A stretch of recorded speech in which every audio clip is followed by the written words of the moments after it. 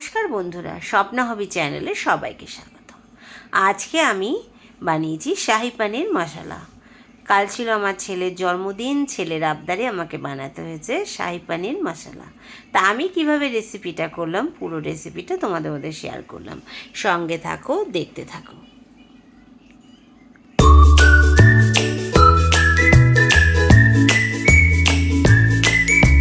আজকে আমি রান্না করব 200 গ্রাম পনির, খুব বেশি না। কান্ট্রি ডিলাইটের পনিরটা তো ভীষণ ভালো, তাই ওই পনিরটাই রান্না করব। তো দেখো, এইদিকে আমি একটা ফ্রাইং প্যান বসিয়ে নিয়েছি, তার মধ্যে দিয়ে দিয়েছিলাম তেল। আর পনিরগুলো চৌকো চৌকো করে কেটে আমি পনিরগুলোকে একটু লাল লাল করে এপিট ওপিট ভেজে নেব। পনিরটা এত ভালো ছিল, কিন্তু যেহেতু ফ্রিজে মানে ঠান্ডা ছিল, আমি কিছুক্ষণ রাখার পরে পনিরটা একটা জল বেরিয়ে যায় না, কেমন একটু নরম নরম হয়ে গেছিলো। কিন্তু পনিরটা ভীষণ ভালো এবং ভীষণ টেস্টিও ছিল। তো দেখো, পনিরটা লাল লাল করে ভেজে নিলাম। পনিরটা এপিট ওপিট করে লাল লাল করে ভেজে নেব। জন্মদিন মানেই তো একটা কি বলবো, স্মৃতি। যেহেতু আমি মা, আমার কাছে আমার সন্তান তো আবদার করবেই, তাই না? তাই ওর আবদারই বললো, মা আজকে কিন্তু আমাকে পনিরও করে দিতে হবে। শরীর না চললেও তখন মনে হয় সন্তানের আবদার মেটাতে সব মায়েরই ইচ্ছে করে। আমার মতো তোমাদেরও মনে একই ভাবনা আশা করি।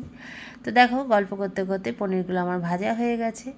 পনিরগুলো আমি একটা জলের মধ্যে কিছু উষ্ণ গরম জলে একটু নুন দিয়ে তার মধ্যে পনিরগুলো দিলাম। এতে কী হবে, পনিরের মধ্যে লবণটাও ঢুকে যাবে, আবার পনিরটা বেশ সফটও হয়ে যাবে।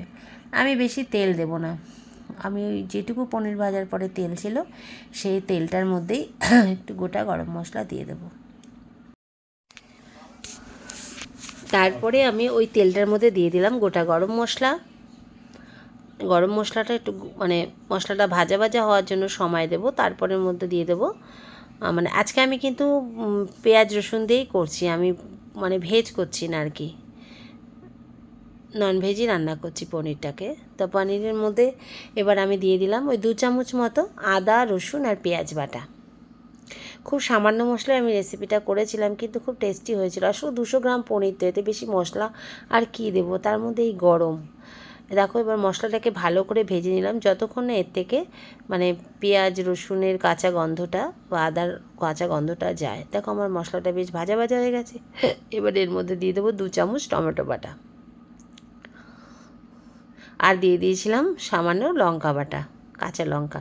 আমি কাঁচা লঙ্কাতেই পুরো রেসিপিটা বানিয়েছিলাম, আমি কিন্তু শুকনো লঙ্কার ইউজ করিনি। তোমরা হয়তো আমার রান্না করা দেখলে, খেয়াল করলে দেখতেই পাবে যে আমি কিন্তু শুকনো লঙ্কার গুঁড়োটা খুব কমই ইউজ করি। আমি কাঁচা লঙ্কাতেই রান্না করার বেশি চেষ্টা করি, কারণ শুকনো লঙ্কা খেলে তো পেটে সমস্যা হয় সবারই, তার জন্যে। তারপরে দিয়ে দিলাম পরিমাণ মতো নুন। আমি এখানে হলুদ ব্যবহার করব না। এমনিতেই দেখো মশলার কালারটা কি সুন্দর এসেছে। একটু দিয়ে দিয়েছিলাম সামান্য একটু জিরের গুঁড়ো, দিয়ে মশলাটাকে ভালো করে একটু কষিয়ে নেব।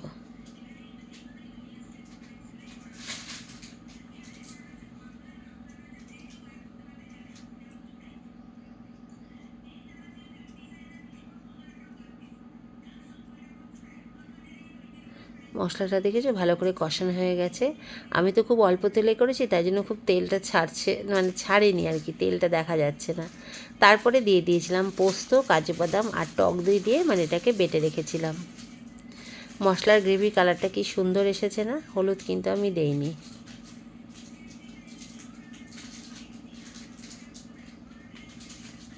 এবার এই মশলাটাকে ভালো করে কষিয়ে নেব। এর মধ্যে আমি সামান্য একটু জাগরি পাউডার দিয়েছিলাম, কারণ যেহেতু টক দই এটা টক রয়েছে, টমেটোর একটা টক রয়েছে, তার জন্য আমি একটু জাগরি পাউডার দিয়েছিলাম।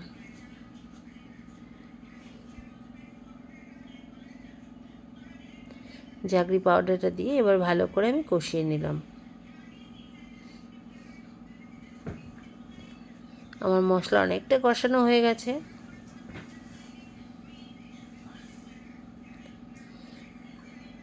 সন্তান যতই বড় হোক, তবু আমাদের কাছে মনে হয় যেন ছোট, তার সব কিছু আবদারই যেন মেটাতে ইচ্ছে করে। সব মা বাবারই একটাই কি বলবো রীতি, যে তারা সন্তান যখন মুখ ফুটে কিছু চায়, আমাদের যত সমস্যার মধ্যেও আমরা করার চেষ্টা করি। তো দেখো, গল্প করতে করতে মশলাটা আমার কষানো হয়ে গেছে। এর মধ্যে দিয়ে দিয়েছিলাম ওই 1.5 বাটি মতো দুধ। শাহি পনির করছি, একটু দুধ না দিলে হয় বলো? একটু শাহি শাহি তো ভাব থাকতে হবে নাকি? তাও তো আমি এবার বাটারে করিনি, আমি সাদা তেলেই, এই সর্ষের তেলেই করেছিলাম। মশলাটা আমার কষানো হয়ে গেছে, এবার এটার মধ্যে পনিরটা দিয়ে দিচ্ছি। মানে মশলা কষি তো দুধ দিয়েছি, দুধটা একটু ফুটতে এর মধ্যে দিয়ে দেবো পনিরটা দিয়ে এবার কিছুক্ষণ এটাকে রেখে দেবো রান্না হওয়ার জন্য।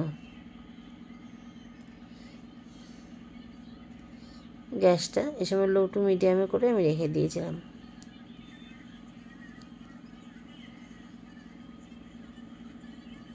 দেখো আমার মশলাটা কি সুন্দর ফুটছে, দেখা যাচ্ছে, দেখেছো?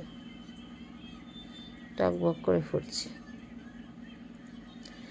বেশি না, মিনিট 4-5 মতো ফুটিয়েই নামিয়ে নিয়েছিলাম। তারপরে আমি দিয়ে দিয়েছিলাম এর মধ্যে একটু কেশরি মেথি। শাহি পনির, শাহি চিকেনের মধ্যে একটু কেশরি মেথি দিলে ভালো লাগে নামাবার সময় বিশেষ করে। ও মাঝখানে দিয়েছিলাম আর একটু গুড়, আর দিয়েছিলাম কেশরি মেথি।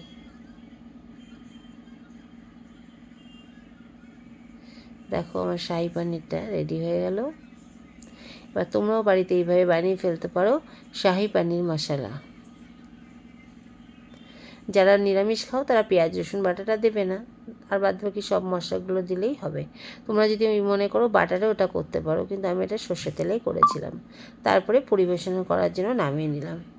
কেমন হয়েছে আজকে আমার শাহি পনির মশলার রেসিপি? খুব অল্প মশলায় তৈরি করেছি। তোমাদের যদি ভালো লেগে থাকে লাইক কমেন্ট শেয়ার করো, আর যারা নতুন তারা চ্যানেলটাকে সাবস্ক্রাইব করো। হ্যাঁ, সাবস্ক্রাইব করার সময় অবশ্যই বেল আইকনটা প্রেস করো, তাহলে আবার নতুন নতুন ভিডিও নোটিফিকেশান তোমাদের সামনে পৌঁছে যাবে। সবাই ভালো থেকো, সুস্থ থেকো, দেখা হবে নতুন একটা ভিডিওতে নতুন একটা রান্নার সাথে। আবারও সবাইকে বলি ভালো থেকো, সুস্থ থেকো।